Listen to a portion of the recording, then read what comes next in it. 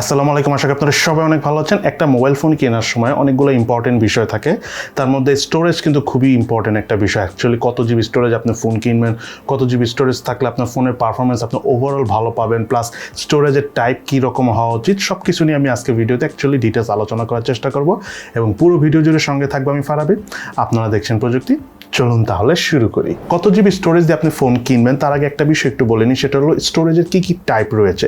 অনেকগুলো টাইপ রয়েছে, বাট বর্তমানে 4 ধরনের স্টোরেজ টাইপ একটু কমন। সেই 4টা হলো eMMC 5.1, UFS 2.1, UFS 2.2 আর একটা হলো UFS 3.1। আচ্ছা, এই স্টোরেজের টাইপ অনুযায়ী এক একটা স্টোরেজের রিড স্পিড এবং রাইট স্পিড এক এক রকম। স্টোরেজের টাইপ অনুযায়ী এদের স্পিড নিয়ে আমি আসলে আজকে ডিটেলস কথা বলবো না, এগুলো নিয়ে অলরেডি ডিটেলস আমার একটা ভিডিও রয়েছে, আপনারা চাইলে আই বাটনে ক্লিক করে সেই ভিডিওটা দেখে নিতে পারেন। সেখানে আমি এই বিষয় নিয়ে ডিটেলস আলোচনা করেছি, বাট মেইনলি যেটা নিয়ে কথা বলবো সেটা হলো আপনার এক্স্যাক্টলি কত জিবি স্টোরেজ দিয়ে ফোন কেনা উচিত। এখানে একটা বিষয় কাজ করে, ধরেন আপনি যদি অনেক অ্যাপ ইনস্টল করেন, অনেক ভিডিও ডাউনলোড করেন, অনেক ছবি তোলেন, সেক্ষেত্রে আসলে আপনার স্টোরেজটা একটু বেশি হলেই কিন্তু ভালো। কিন্তু এখানে একটা জিনিস আপনাদেরকে আরেকটু বলে নিই, সেটা হলো আপনি যখন মোবাইল কিনবেন ট্রাই করবেন মিনিমাম 64 জিবি স্টোরেজের ফোন কেনার জন্য। ধরেন আপনার বাজেট যদি 15,000 টাকার মধ্যে হয়, বিকজ 64 জিবি স্টোরেজের ফোন, 64 জিবি স্টোরেজের নিচে যদি আপনার ফোন কিনেন, দেখা যায় যে মোবাইলের নির্দিষ্ট কিছু অ্যাপস থাকে, মোবাইলের সাথে নির্দিষ্ট কিছু অপারেটিং বা ইউআইয়ের যে অ্যাপসগুলো থাকে, এগুলো নিজেরাই দেখা যায় যে 10 জিবির মতো জায়গা নিয়ে নেয়। সো আপনি যদি 64 জিবির নিচে 32 জিবি স্টোরেজ দিয়ে ফোন কিনেন, তাহলে কিন্তু আপনার দেখা যাবে যে একটা এক্সটার্নাল মেমোরি কার্ড অ্যাড করতে হবে। সো সেটা না করে যদি আপনি একবারে 64 জিবি স্টোরেজ দেন, তাহলে কিন্তু আপনার জন্য ভালো হয়। সো 64 জিবি স্টোরেজ নেবেন এবং তার পাশাপাশি কিন্তু আপনার মোবাইলটাতে অবশ্যই 4 জিবি র্যাম যেন থাকে, এটাও খেয়াল করবেন। এখন আরেকটা বিষয় হলো, দেখা গেলো যে আপনি এমন একটা ফোন নিয়েছেন যেটা ক্যামেরার মেগাপিক্সেল অনেক বেশি, ধরেন 64 মেগাপিক্সেল হতে পারে বা 108 মেগাপিক্সেল, ধরুন 108 মেগাপিক্সেল বাদ দিলাম, 48 মেগাপিক্সেল বা 64 মেগাপিক্সেলে যখন আপনি ছবি তুলবেন, সেই ছবিগুলোর সাইজ কিন্তু অনেক বড় হয়। এবং তার পাশাপাশি দেখা গেলো আপনি যদি ভিডিও শ্যুট করেন 1080p-তে, ধরেন দেখা গেলো 60 ফ্রেম পার সেকেন্ডে ভিডিও শ্যুট করলেন বা 4K-তে ভিডিও শ্যুট করলেন, তখন কিন্তু সেই ভিডিও ফাইলগুলো কিন্তু অনেক বড় হবে। সো তখন কিন্তু আপনার এই 64 জিবি দিয়ে পোষাবে না। সো তখন আপনার দেখা যাবে যে মিনিমাম 128 জিবি বা 256 জিবি স্টোরেজ নিতে হবে। এখন একটা বিষয় খুবই ইম্পর্টেন্ট, সেটা হলো যখন আপনি 128 জিবি স্টোরেজের ফোন নেবেন, তখন ট্রাই করবেন সেই ফোনটাতে যেন র্যাম অ্যাটলিস্ট 6 জিবি থাকে। বিকজ আপনি যদি 4 জিবি র্যাম দিয়ে 128 জিবি স্টোরেজের ফোন নেন, প্রথম আপনার কোনো প্রবলেম হবে না। যখন আপনার দেখা যাবে যে স্টোরেজটা 50%-এর উপরে ফিল আপ হয়ে গেছে, তখন কিন্তু আপনার ফোনটা স্লো হয়ে যাবে, বিকজ আপনার র্যাম কম থাকার কারণে। দ্যাটস ওয়াই অনেক সময় অনেক ফোন থাকে যে 4 জিবি র্যাম 128 জিবি স্টোরেজের। আমি কিন্তু প্রায় রিভিউতে বলে দিই আপনারা এই কম্বিনেশন অর্থাৎ এই ভেরিয়েন্টটা নেবেন না, কারণ 4 জিবি 128 জিবি শুরুতে ভালো থাকে, কিন্তু যে আমি বললাম না, যখন আপনার 50% ফিল আপ হয়ে যাবে, তখন কিন্তু সেই ফোনের পারফরমেন্স আর ভালো থাকবে না, ফোন কিন্তু স্লো পারফর্ম করবে। দ্যাটস ওয়াই 128 জিবি স্টোরেজের ফোন নিতে চাইলে মিনিমাম 6 জিবি নেবেন, এবং তার পাশাপাশি আপনি যখন 256 স্টোরেজের ফোন নেবেন, তখন ট্রাই করবেন 8 জিবি র্যামওয়ালা ফোন নেওয়ার জন্য, 8 জিবি 256 জিবি ভেরিয়েন্টের ফোন নেওয়ার জন্য। কারণ হলো, যখন আপনার স্টোরেজটা অনেক বড় হয়ে যাবে, তখন স্টোরেজে যখন আপনি অনেক জিনিস রাখবেন, তখন সেখান থেকে যখন আপনি কোনো অ্যাপস ওপেন করবেন, অ্যাপস তো না, ধরেন বিভিন্ন রকমের জিনিস যখন আপনি ওপেন করে চালাবেন, তখন দেখা গেল যে আপনার র্যাম যদি কম থাকে, সে কিন্তু ওভারঅল পারফর্ম করতে পারবে না, দেন মাল্টিটাস্কিংয়ের যেও ল্যাগিং করবে। এখন আরেকটা ইম্পর্টেন্ট বিষয় আসি, যেটা খুবই ইম্পর্টেন্ট, সেটা হলো আপনি যে স্টোরেজটা নেবেন, স্টোরেজের টাইপটা কি।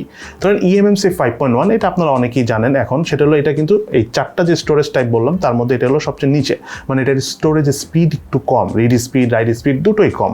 এখন আপনি ধরেন 128 জিবি স্টোরেজ নিলেন, বাট eMMC 5.1, বাট সেম ফোনই যদি আপনি UFS 2.1-এর ফোন নেন, যেটা স্টোরেজ টাইপ UFS 2.1, সেটা কিন্তু স্পিড অনেক বেশি থাকবে। সো দ্যাটস ওয়াই আপনাকে এটাও খেয়াল রাখতে হবে, আপনি যে ফোনটা কিনতেছেন এটার স্টোরেজ টাইপটা কি। মিনিমাম UFS 2.1 নেওয়ার ট্রাই করবেন। তবে হ্যাঁ, UFS 2.1 আপনি বর্তমান যুগে 15-16 হাজার টাকার নিচে যে ফোনগুলো রয়েছে, সেখানে খুব একটা পাবেন না। 15,000 টাকার মধ্যে eMMC 5.1-ই পাবেন। বাট আপনার বাজেট যদি 15,000 টাকা হয়, eMMC 5.1 ক্যাটাগরির নিচে ভুলেও কোনো ফোন নেবেন না যে ফোনে eMMC 5.1 ক্যাটাগরির নিচে স্টোরেজ টাইপ রয়েছে। সো এটা খেয়াল রাখবেন। আর UFS 2.1 এটা একটা স্ট্যান্ডার্ড। আর দামি ফোনগুলোতে UFS 3.1 রয়েছে, কিছুদিন পর আমরা UFS 3.2 হয়তো বা দেখতে পাবো। সো এই জিনিসগুলো আপনার একটু ক্লিয়ার কাট মনে রাখবেন। আর একটা জিনিস খেয়াল রাখবেন, আপনার স্টোরেজ যদি আপনি কম নেন, তখন কিন্তু আপনার একটা মেমোরি কার্ড নেওয়া লাগবে। আর মেমোরি কার্ডটা আপনার যে স্টোরেজটা থাকবে, স্টোরেজের টাইপ থাকবে, সেটার জন্য কাছাকাছি হয়। এমন কোনো মেমোরি কার্ড নেবেন না, কম দামি সস্তা অনেক মেমোরি কার্ড পাওয়া যায়, সেগুলো মেমোরি কার্ড আপনি ফোনে ইউজ করবেন না, সেক্ষেত্রে কিন্তু ফোনে 12টা বেজে যাবে। বিকজ মেমোরি কার্ডও কিন্তু একটা স্টোরেজ। সো দুইটা স্টোরেজ, মানে আপনার ফোনের স্টোরেজ প্লাস মেমোরি কার্ডের স্টোরেজ, দুইটা যদি স্টোরেজের টাইপ ডিফারেন্ট হয়, মানে স্টোরেজের স্পিড যদি কম বেশি হয়, তখন কিন্তু ফাইল ট্রান্সফারের সময় ফোনটা ল্যাগ করবে এবং ফোনটা হ্যাং করবে। দ্যাটস ওয়াই ট্রাই করবেন একটা ভালো মেমোরি কার্ড কেনার জন্য, অ্যাটলিস্ট আপনার ফোনের সাথে সামঞ্জস্য এরকম মেমোরি কার্ড কেনার জন্য। এবং আমি মেমোরি কার্ড কী দেখে কিনবেন বা কীভাবে চিনবেন কোনটা আপনার জন্য ভালো হয়, তার উপর কিন্তু আমাদের চ্যানেলে একটা বিস্তারিত ভিডিও রয়েছে। আপনার চ্যানেল আই বাটনে ক্লিক করে মেমোরি কার্ডের সেই ভিডিওটা দেখে নিতে পারেন, তাহলে আপনারা মোটামুটি ক্লিয়ার হয়ে যাবেন। বাট আপনাদের কাছে একটা স্পেশাল রিকোয়েস্ট থাকবে, আপনার ফোনটা ট্রাই করবেন একটু বেশি স্টোরেজ দিয়ে কেনার জন্য, যাতে আপনার মেমোরি কার্ড ইউজ নাই করতে হয়। কারণ বাংলাদেশে ভালো মেমোরি কার্ড সবসময় খুব একটা পাওয়া যায় না। সো মেমোরি কার্ড যদি ইউজ করতে হয়, সেটা মেন্টালিটি থেকে যদি বের হয়ে আসতে পারেন, আপনার জন্যই ভালো এবং আপনার ফোনের জন্যও ভালো। আরও স্টোরেজের ব্যাপারে আমি অনেক ভেঙে ভেঙে বললাম না, যেমন স্টোরেজ টাইপের স্পিড কত বা কি, এটা আমি একটু আগেও বলেছি, ভিডিও শুরুতে বলেছি আর কি, যে আপনারা চাইলে একটা ভিডিও আছে আমাদের, সেটা দেখে নিন।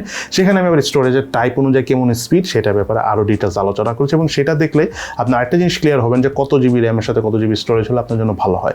আর আরেকটা ব্যাপারে আপনাদেরকে ক্লিয়ার করে দিই, আমি আজকে যে ভিডিওতে কথা বললাম মূলত অ্যান্ড্রয়েড ফোনের ব্যাপারে আমি কথা বললাম, আইফোনের ব্যাপারটা আমি এখানে আনছি না। বিকজ আইফোনের স্টোরেজ টাইপ, র্যামের টাইপ, প্রসেসরের টাইপ সব কিছু ডিফারেন্ট এবং সব কিছু একটা কম্প্যাক্টভাবে কাজ করে। দ্যাটস ওয়াই তাদের ব্যাটারি পাওয়ার কম হওয়া সত্ত্বেও মোবাইলের চার্জ মোটামুটি অন্যান্য সাধারণ স্মার্টফোনের থেকে ভালো থাকে। সো আইফোনের ব্যাপারটা যদি আমি বাদ দিই, নর্মাল স্মার্টফোনের ক্ষেত্রে আমি আপনাদেরকে যেটা বললাম এটা মনে রাখবেন।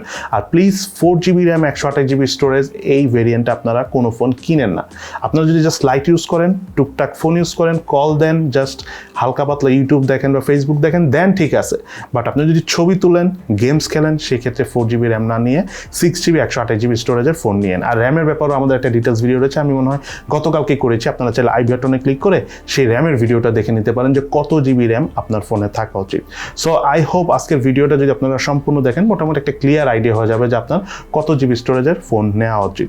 সো সবাই ভালো থাকেন, সুস্থ থাকেন, এবং ভিডিওটি ভালো লেগে থাকলে অবশ্যই লাইক করে দিবেন এবং শেয়ার করতে কিন্তু ভুলবেন না।